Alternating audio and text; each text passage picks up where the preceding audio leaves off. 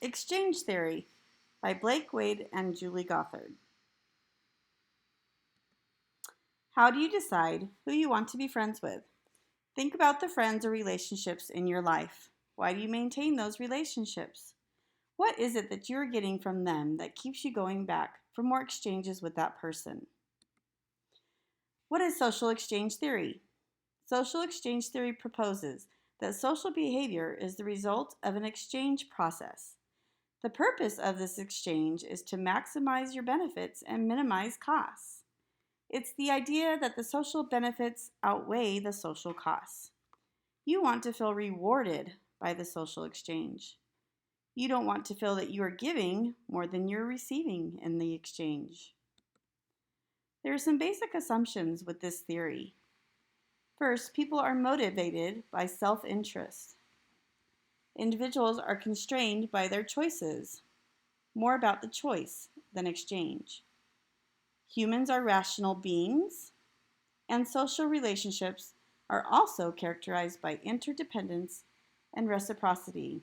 Basically, I'll scratch your back, you scratch mine.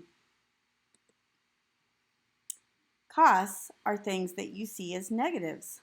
For example, do you have certain friends who always only talk about themselves or constantly ask you for favors? How long did that relationship last? This could be perceived as a negative for you in that relationship because it was a negative experience for you. Having to put too much time, money, patience, or effort into relationship. These are all costs. Rewards are things that you get out of a relationship or positives. Things such as fun, friendship, support, companionship, social acceptance, or power. These are all considered rewards. Can you think of a relationship in your life that falls into each of these categories? Profits are the net gains or benefits associated with the costs and rewards, and individuals strive to maximize their profits. In other words, rewards minus costs equals profits. Social exchange theory in action. This video discusses social exchange. Social exchange theory.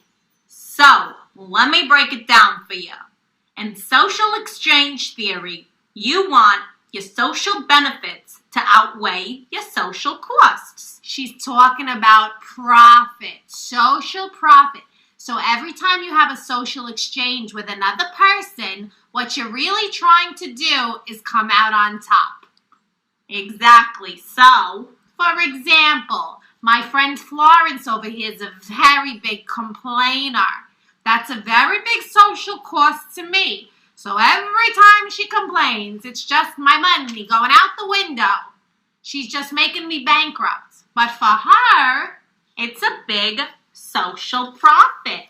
I'm coming up on top. Look at me here. I have all the money. But then on the other hand, because I don't drive, she takes me to Costco. So my money here is going out the window. But it's not a lot of money, okay? Oh, so I get that. You know, it's a couple $100. It's nice. I don't get around too good. It helps me. It's not going to make me rich. You know, it's not social richness. So in the end, social profit is just about the same. It's pretty equal. So it kind of makes sense for us to stay friends, right? Stick with you. I guess I'm stuck with this one. We're stuck with each other. Stuck, or is it worth it? I think it's worth it. Worth it. So, Motives. People act on two different motives. The first focuses on obtaining positive outcomes. The second focuses on avoiding negative outcomes. This is referred to as the approach and aversion, or also called appetitive and aversive. Gray's neuropsychological model of motivation refers to this as the behavioral approach system and the behavioral inhibition system. It's important to discuss sacrifice. In terms of personal well-being, people may have different emotional experiences if they sacrifice for a partner in pursuit of different motives. For example, gratifying a partner's wishes to make him or her happy, which is an approach motive, may lead to increased pleasure and positive emotions. However, sacrificing to prevent conflict, which is an avoidance motive, may at best lead to relief and at worst produce the very anxiety and tension that an individual is trying to avoid. Some critiques of the social exchange theory are that some people may appear to act irrational at times. Now remember, one of the basic assumptions is that humans act rational. Some people make choices that benefit the group more than the individual. And churches often act out of love rather than personal reward. So what do you think? Does this theory follow what the gospel of Jesus Christ teaches us? One final thought. Social exchange theory is kind of like bartering, which is a lot like this media clip. You're always looking to come out on top. Hi, got your lunch. Oh, good. Just give her the money. I don't have any money. Well, I don't have any money. Well, I could take those sandals instead. A little trade. You got a deal. And while you're at it, take yourself a pair of pants.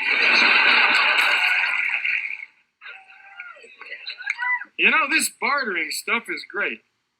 I wonder why people didn't think of this thousands of years ago. Hey, how come this chair has a on and off switch? Because that is the Swedish Ecstasy 5000.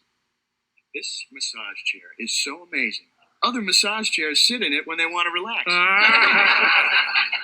My friend, you're in luck. We're in the barter business. Now, how many shoes would you take for this here chair? One, as long as there's $3,000 stuffed in it. We're both mall guys. What would you take for that chair? Well, it's too bad you guys don't work in the sporting goods store because I'd trade that chair for a set of graphite golf clubs. That can be arranged. So what do you say? I say I'll give you the clubs for 50 pairs of stiletto heels, size 12.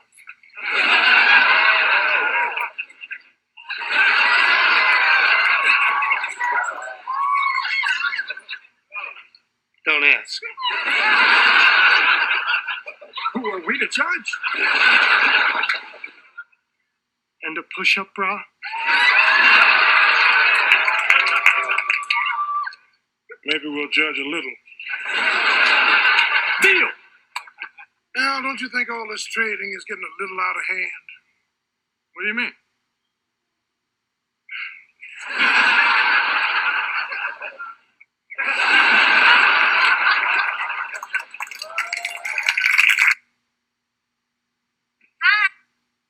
Thanks so much for watching. We hope you enjoyed our presentation on the social exchange theory, and feel free to answer some of the questions from this presentation in the discussion board.